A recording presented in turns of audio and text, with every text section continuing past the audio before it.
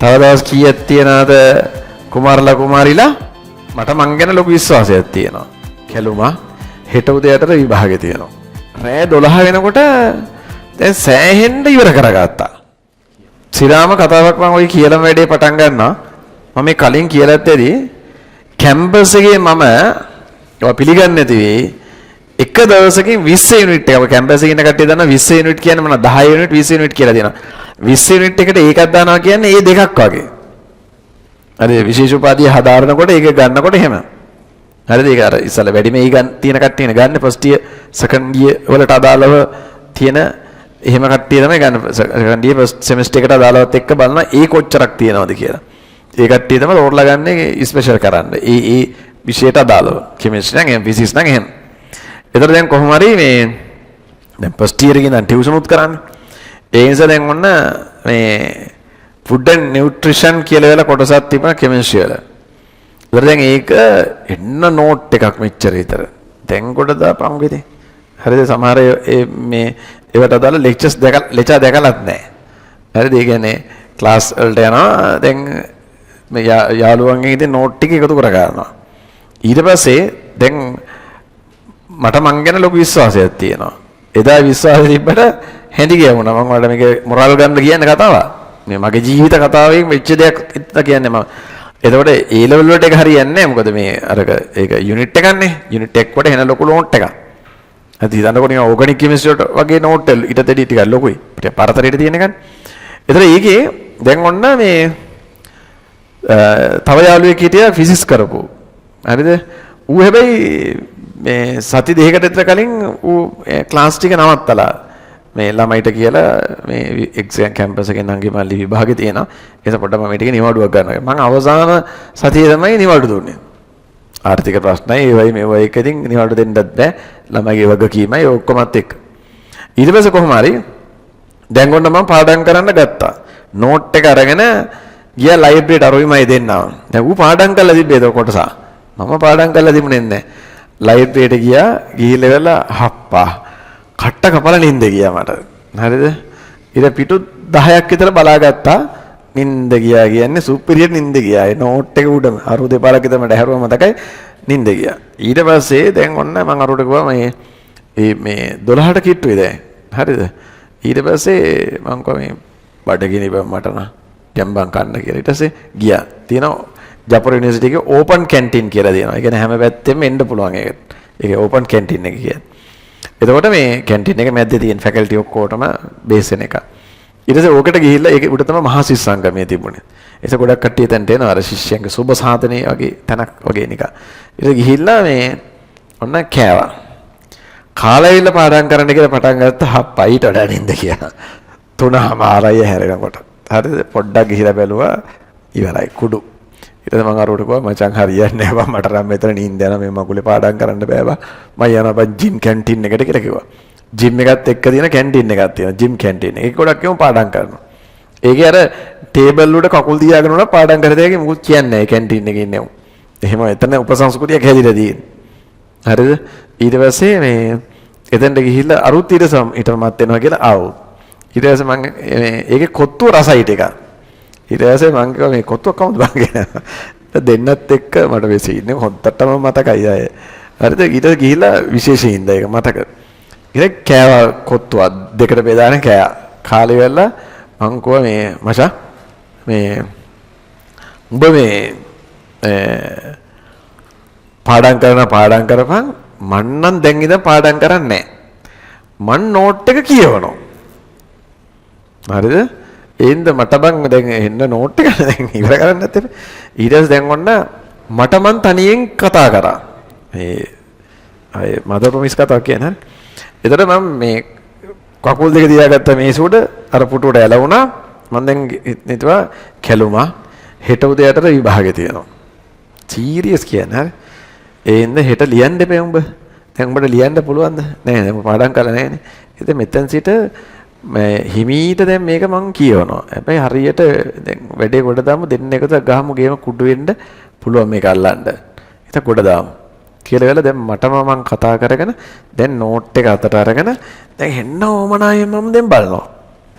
එතකොට දැන් ඔන්න ඔය පොදු පහන්නද හරි දැන් කොහොම හරි මේ වැඩේට දැන් ආපහු සෙට් වෙලා මම දැන් තනියෙන් මම දැන් කියවනවා ටීවී එකේ කතාව මතක හිටිනවා නා එකපාරක් බලපුවාම පැය 3 ෆිල්ම් එකක් වුණත් ඔයා දෙනවනේ යාළුවෙකුට ධර්ම රුචියේ 2ද 3ද තිබ්බේ හරි ඒක බලලා දිනනවා නම් බලපු නැතිකොට දැන් උනත් මතක් කරලා ගියේ කතාව නේද ආසාවෙන් බලපු හින්දා එච්චරයිනේ ඒතර ඒ වගේ දැන් වන්න මම දැන් රෑ 12 වෙනකොට දැන් සෑහෙන්න ඉවර කරගත්තා කියවලා හරිද ඊට පස්සේ යාළුවා කෝ මේ මචං මට නිදිමතයි කියලා ඊට පස්සේ මම උඹ ඵලයන් කියලා එතකොට මේ මමට බයික් එකකුත් තිබ්බා ඊට පස්සේ මේ මම ඒකත් ස්ටාර්ට් කරගෙන පාන්දර 1:45 වගේ එනකොට 1:40 1:45 වගේ එනකොට ඉතුරු ටික තියර කරගත්තා. වැඩි කලබල වෙන්න හොඳ නැහැ දැන් කියවලානේ තියෙන්නේ. හරි හැබැයි මට දැන් ඕමනේ බලනකොට මට තේරුණා වදින අම්බාණ්ඩ කියලා නියමයි. ඊට පස්සේ ගියා හොස්ටල් එකට වොෂ් එකක් දාගත්තා. ඊට පස්සේ ආයේ එලාම් එක තිබ්බා උදේ. ආයේ තිබ්බා මට මතකයි 5:45ට. තියරලා නැගිට්ටා. දැන් කොහොමද කරන්නේ බෑ? හරිද? ඊට පස්සේ විභාගයට කලින් නිදි බලන්න හොඳ නැහැ. නමුත් ඉතින් මැච් එකකට දාන්න බෑ. ඊට පස්සේ නැගිටලා ආයෙ බැලුවා කැලමා ඊයේ පාඩම් කරලා නැහැ. ඉතින් මේ කියවලා තියෙන්නේ. ඉතින් කලබල නැතුව පොඩ්ඩක් රිවයින් පාරක් දාගමු. මතකද කියලා බලන්න එක පොඩ්ඩක් රිපීට් එකක් ගහගත්තා නිකන්. ඔළුවේ තියනවා වගේ අවුලක් නැහැ වගේ. ඊට පස්සේ ඔන්න ආයෙ ලෑස්ති වුණා. ගියා ඊට පස්සේ ගිහලා ඕපන් කැන්ටින් එකේම කෑම එදා උදේ කවපුවත් මතක ඉන්දියාප්ප කෑවේ. කාලේ වෙලා ගියා එක්සෑම් සෙන්ටර් එකට. ගියපම දැන් ඔන්න පේපර් එක බෙදාගෙන එනවා. ඒතර හරි බෙදන්න පටන් ගන්නකොට මට ආයෙ කතා කරා කැලුමා කලබල වෙන්න එපා. දීපන් නියමට ඊයේ පාඩම් කරලා නැහනේ. කියවලා නැතින්නේ. හැබැයි විශ්වාසයි පුළුවන් මේක කරන්න කියලා. ගහමු ගේම එකකින් නිසා. කියලා පේපර් එක ගන්නකොට ගත්තා. අරගෙන ඊට පස්සේ ප්‍රශ්න ටික තෝරගෙන අපිට යුනිවර්සිටි එකේ දෙන්න අපි වලට වැඩ දෙනවා වගේ අර මේ විභාගෙට දෙන්න වලට පොතක් නේ දෙන්නේ ලියන්න. ඒ වගේ පොතක් දෙන්නේ ලියන්න. ඊට පස්සේ අර CR කොළ තියෙන පොත. ඊට පස්සේ දැන් ඔන්න ලියන්න පටන් ගත්තා. අපට සිරියනවා නියමට ගලාගෙන. ඔය කිව්වට විශ්වාස කරන්නේ කොළ මදි වෙලා තට්ටු කරලා තව කොළ දෙකකුත් ඉල්ලගෙන තව ලිව්වා. ලියලා ඉවරලා ප්‍රශ්න ඔක්කොම ටික කරා. ඊට පස්සේ අරක නූලකින් ගැට ගහලා දීලා ගියා. ඊට පස්සේ රිසල්ට් ආවා. හරිද? එතකොට නෝටිස් බෝඩ් එකේ දානවානේ. ඊට පස්සේ මමත් පුදුම ආසයෙන් හිටියේ ඕකේ රිසල්ට් එක බලා ගන්න. ගිහිල්ලා බලනකොට අන්න බැජ් එකටම තියෙන්නේ A6යි. ඒ 6න් එකක් මට. පැහැදිලිද? මට පුදුම ආත්ම තෘප්තියක් ආවේදා. ඒක නිසා මම මේ කිව්වේ කතාව අවශ්‍යතාවයේ දැනුණොත් දැන් අයිකයි මට හැමතිස්සෙම මනස ආක්‍රමණශීලී කරන්න කියන්නේ ඒකනේ. මනස ආක්‍රමණශීලී ඕමනාවට අරගෙන ට්‍රැක් එකට වැටුණා. ඊට පස්සේ වැඩ ඉවර වෙනවා. ඕමනා ඇති වෙනවා. නිදිමතකම නැති වෙනවා. අවශ්‍ය අරමුණත් එක්ක ගහගෙන යනවා ගේම නිකම්ම ඉස්සරහට.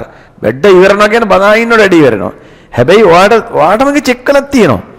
ෆිසික්ස් වල සමහර ප්‍රශ්න ඔය කෙමිස්ට්‍රි වල හරි සමහර තැන් වල හදපු ගණන් බෑනේ බා. සමහරලාට නේද? හැබැයි සමහරලාට පට්ට ලීසි.